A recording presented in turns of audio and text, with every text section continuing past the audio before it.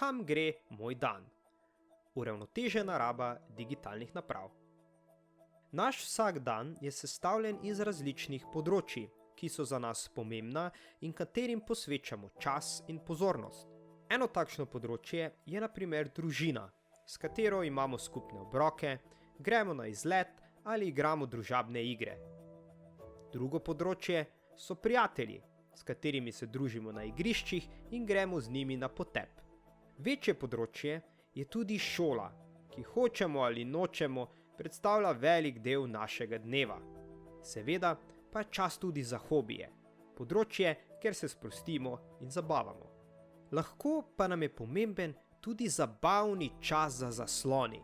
Pod to lahko spada igranje videoiger, gledanje spletnih videoposnetkov ali streamerjev ali pa brskanje po družbenih omrežjih. Torej vse tiste prijetne aktivnosti, ki jih počnemo za zasloni, kot so telefon, televizija, računalnik in tablica. Naš vsakdan je sestavljen iz vseh teh različnih področij in vsakemu izmed njih namenjamo določen čas in pozornost. A ker je naš čas čez dan omejen, je pomembno, da ga ustrezno razporedimo. Ker je čas na spletu ponavadi zelo zabaven, smešni videi, zabavne videoigre, četanje s prijatelji, pa se nam lahko zgodi, da pred zasloni porabimo več časa, kot smo sprva želeli. Videoigre, aplikacije in družbena omrežja so namreč narejena na način, da nas k uporabi pritegnejo in nas pri uporabi tudi držijo.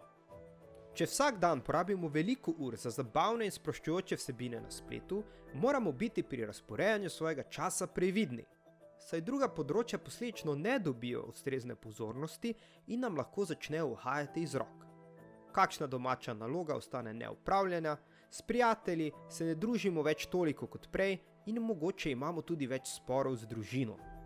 Posledično lahko pride na primer do neopravljenih obveznosti, slabših ocen, težav s spancem ali do pomanjkanja gibanja.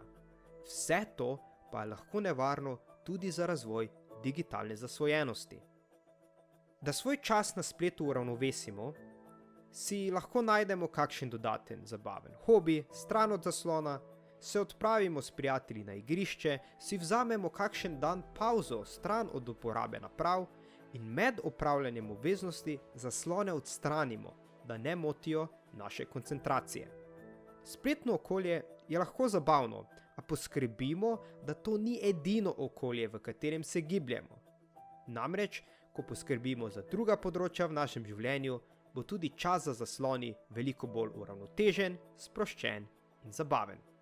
Več informacij najdeš na tosemjaz.net.